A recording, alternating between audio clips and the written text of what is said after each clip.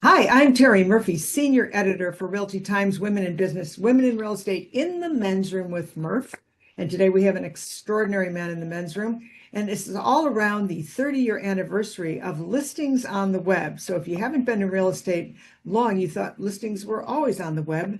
But Scott Smith is here with us today. He's the executive leader specializing in SaaS business, that's SaaS, with experience in both driving organic and acquisition growth. Now he's got a glittering background in this, and we'll put it on a website for you. But most recently, he has served as president of the Andromeda Group portfolio at Constellation Software, where he co-led and grew a portfolio of more than 30 companies. And I'm just going to tell you that he's pretty much an overachiever when it comes to this, but he's just a great guy. And Scott, you now are on several boards and whatever. You're in Seattle and available for people to contact you for various opportunities because you've got some time now, right? Absolutely. So in the early Microsoft days, which is where you're going to give us a little background, going back to 1999, of what was going on as we started, because listings were not on the web, and there was conflict about whether it should be or shouldn't be, and what was going to happen. Can you bring us back to what was your entry into the listing on the web business? Sure. Yeah, as you mentioned, it goes back, I think, to probably early 1999, group of us at Microsoft. We were looking at various different properties to put on the internet. And you had services like Expedia, which came from Microsoft, a product called CarPoint, which is about autos, and a product called Home Advisor, different than the Home Advisor today. But the brand back then was Home Advisor, which was a listings portal. And it's, they were new on the web to get listings. And, there were a couple of folks doing this at the time. So you had Realtor.com, partnered with the National Association of Realtors and Home Advisor with Microsoft. And then maybe even Homes and Land Magazine was sort of trying to supplement their print offering with an online exposure as well. So these are probably the first three places where you would see listings on the internet at a sort of a national scale. And I think, it was a pretty interesting time. The world was probably made up of three types of viewpoints around listings on the internet.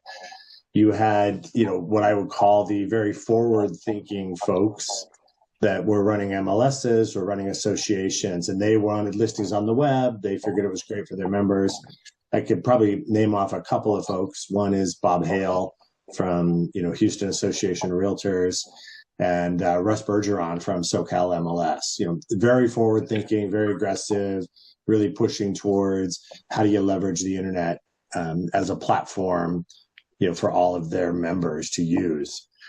You then had the opposite set of folks that were absolutely against putting listings on the web, and those folks just said absolutely not.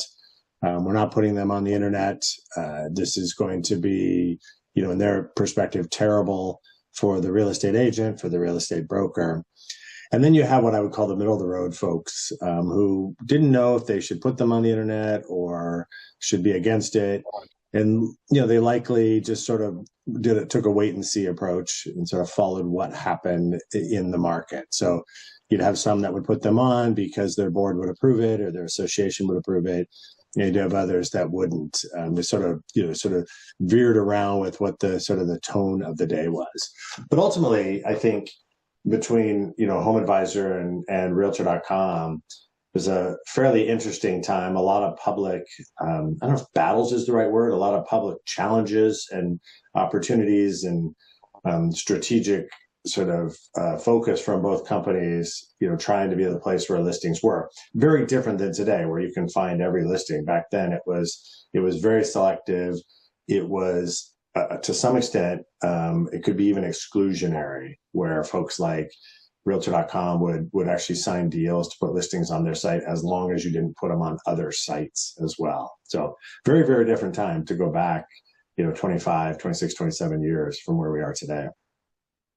Oh my goodness. Well, I was listing and selling real estate a lot in those years. And I remember the conflict because, there was there's always the political overtones about who's got the power and who's got the data. But what was interesting in our pre-interview that you had said was that Microsoft wasn't interested in selling back the leads like Zillow was, but they were more interested in the mortgage aspect of it. Could you just elaborate on that a little bit? Yeah, I think the business model was much more around helping, folks get financing and sort of connecting, with the financial arm. And so, if you look at what was happening in the internet back in the mid to late 90s, it was, very new, right? You think about it, it's only, really a few years since Netscape had launched their browser and since Microsoft included their browser as part of the Windows operating system. And so you're finding sort of just, consumable information on the internet. And when you start to think about how do you monetize it, you look at areas like where are things very common in print.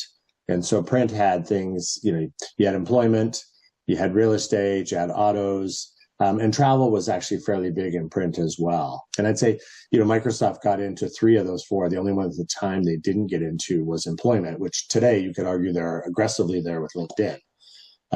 So we took an approach on, okay, it's, interesting content, people want to consume what's available for sale, and they wanted to have real-time information. You want to have listings real-time, not just, when the newspaper prints, like, let's say their Sunday, the big Sunday edition with all the new houses. You want to be able to get real-time, which at the time was probably every 24 hours. And now it's, milliseconds until a home gets listed and it ends up on the internet.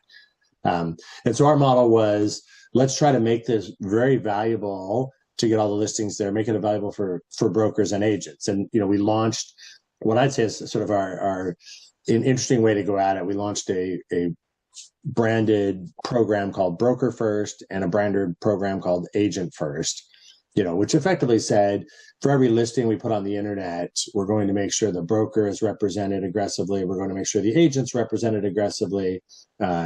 And we'll make sure that folks can figure out how to reach them and contact them where you don't really have to pay for that type of exposure. So today it's sort of expected. The IDX rules talk about making sure that you put the broker name there, the agent name, your branding. But since folks really got aggressively into selling leads off the internet, that has become a strategy of required to do. But back then it was very new. None of these rules really existed for how the display worked. So we would put that on there. And then the monetization was, if you're looking for a home, you're going to work with a lender that's partnered with us, right? Which, isn't competitive to the real estate agent directly. At the time, it was, it's considered a little bit indirectly competitive because the fear that, the loan officer, the lender would get the lead and then tell their favorite agent, hey, this person's looking for a home. But we never really experienced that. And I'd say sort of the early days of working with lenders and then also sort of driving how we think about advertising probably helped shape some of the IDX rules. Maybe it's a little aggressive to say that because maybe this was shaped separately, but it feels like it was sort of a precursor to some of that. Well, it was so much more pervasive than that. First of all, if you have not been in the real estate industry that length of time, the little market leader, the little real estate magazines were the only way you could help the public understand what was available. And of course, it was printed, which means it was out of date almost the day it was printed. And then you had to hope that it wound up not in the grocery bag and stayed there, because people picked them up at all over the kiosks and whatever. And I know that print was huge. I mean, we paid lots of money to get ads in papers and magazines so that people knew what was available. What happened after that, though, was interesting because it impacted the code of ethics, because we had to make sure that there was scraping involved where people were taking each other's listings, and we had to have the right amount of brokerage information so we knew what was legitimate and whatever. It was a very interesting time, and so great to have someone of your caliber to have been involved with it. And I know you worked for Market Leader for over 8 years, actually, and coming from that part of and then part of that was the Zillow group. Was that early Zillow? Well, sort of a evolution there. I was at Microsoft doing the Home Advisor product in the late 90s, early 2000s, and went to a company that helped pioneer lead gen on the web, a company called House Values, which ultimately became Market Leader. We rebranded in about 2008 or 9 as Market Leader. And then, so I was at Market Leader for a little over 20 years because we did that. In 2013, Trulia acquired Market Leader. Fast forward about 18 months, Zillow acquired Trulia. Fast forward another half a year, and Zillow spun Market Leader out and sold us to Constellation Software. Through sort of a period of massive transition. It was interesting because there were sort of different strategies. So Market Leader was all about, driving leads to real estate agents. Trulia as well. They were really looking for tools like CRM, which is why they acquired Market Leader. And then when Zillow acquired Trulia, they really said, look, we're a media company. We're not in the tools business. Now it's changed, right? They now own a fair bit of tools software. But at the time in 2015, they said, well, not really a high-end tools business, but that's changed today. So the Market Leader experience is about 23 years of all this time. It's so interesting because I've been involved with bringing standards of MLS to the rest of the world. And we're so far ahead. We're not perfect, but we do have a system involved. And I think so much of it has to do with the work that you and your colleagues did. So it feels like you said it's been a decade of listings on the web before it really got accepted. And so talk to me about what you think it's now the kind of a normal part of the business here in the US. We have an aggregation of listings. We have a reciprocity and, all the kinds of things that help the consumer make a better decision, which ultimately I hope is what we all look for. Tell us what you're thinking about going forward. How do you see this rolling out? Anything that you have in perspective? Yeah, sure. When I look back, 25 years ago, it was sort of chaos in the world. Like there weren't the IDX rules. There was no normalization of data across markets. Every MLS had, a uniquely set of custom fields and the way they displayed their properties. Signing an agreement with an MLS to put their listings on the internet, they were all unique and different. And now I think it's much more standardized. So you have a world today where this, it's come a long ways. The data is normalized. You can go to national sites. Today you have more competitors. Actually, you had one really strong portal with Zillow, and then Realtor.com, and CoStar has jumped into the mix and is building out a very aggressively strong competitor as well.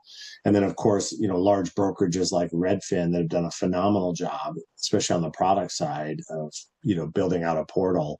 The national portal. So I think what you're seeing now is it's pretty standardized. It's pretty normalized. There's an expectation of speed to market. There's an expectation of accuracy. There's an expectation of being able to update and even maybe provide sort of early stage information, even pre-listed information. Starting to see a little bit of some of the exclusionary practices it looks like going on right now about can you list everywhere? If you don't agree to list everywhere, will sites take you or not?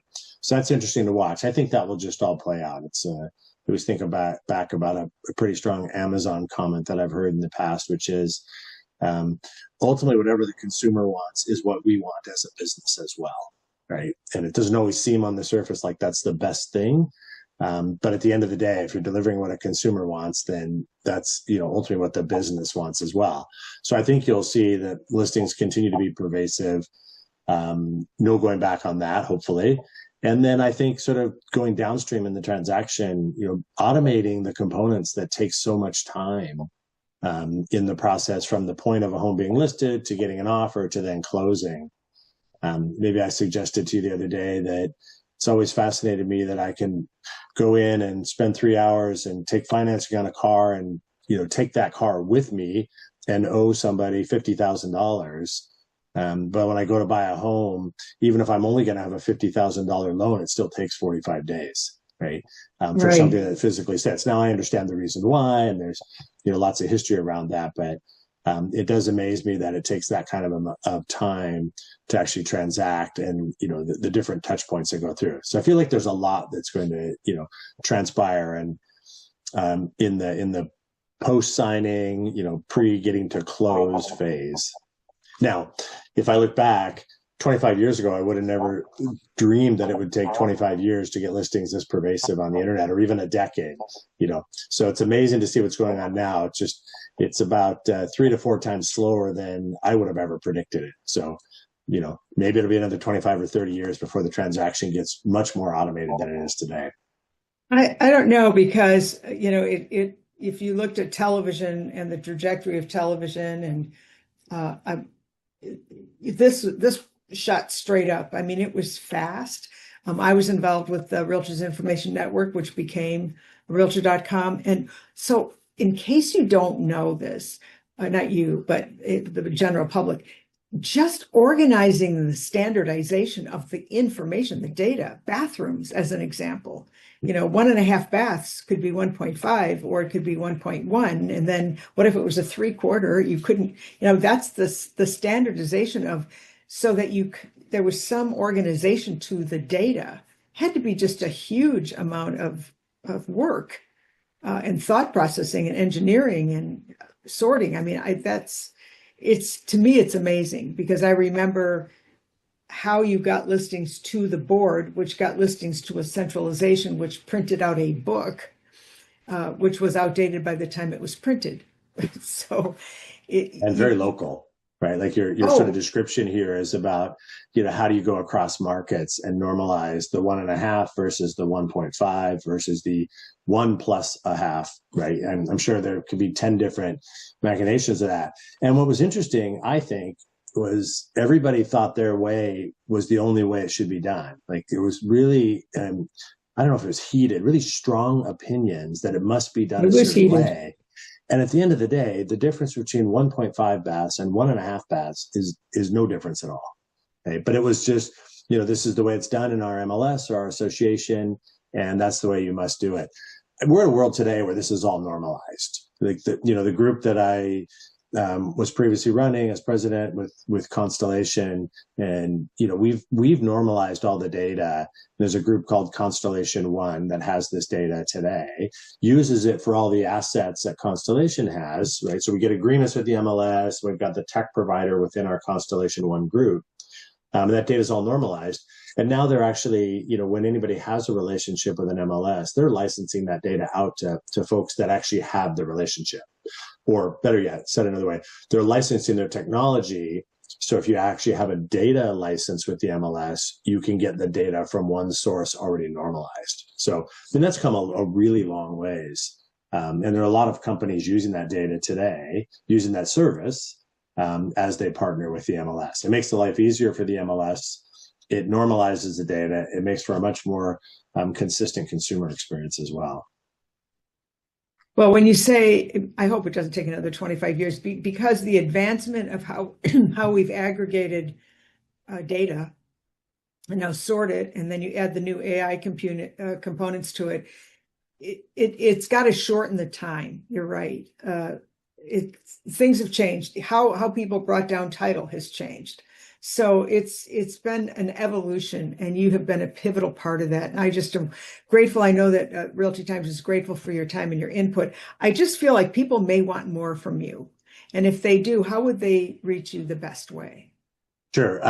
Yeah, I'm happy to chat with anybody that would like to about this. So I think, my email is a very old school email, Scott_Smith@msn.com. I might be one of the only people that has an MSN.com email address from 1995 in my days at Microsoft, but I somehow have an attachment and a legacy to holding on to that one. And then, my LinkedIn profile can be reached as well. And I think, you have that. It's probably, Scott Smith Seattle is my LinkedIn profile. So yeah, because there's a lot of Terry Murphys, but there's more Scott Smiths. So I want to thank you so much for joining us, because what you've shared with us is just it's so imperative that people understand the context about where we were, the fear that came around, the joy that came around, the courageousness that came around. And for somebody to be of your caliber to help navigate that was terrific. Thank you so much for all you've done. Thank you for joining us again. And I'm hoping that maybe coming forward, you might want to give us some commentary as this thing rolls out.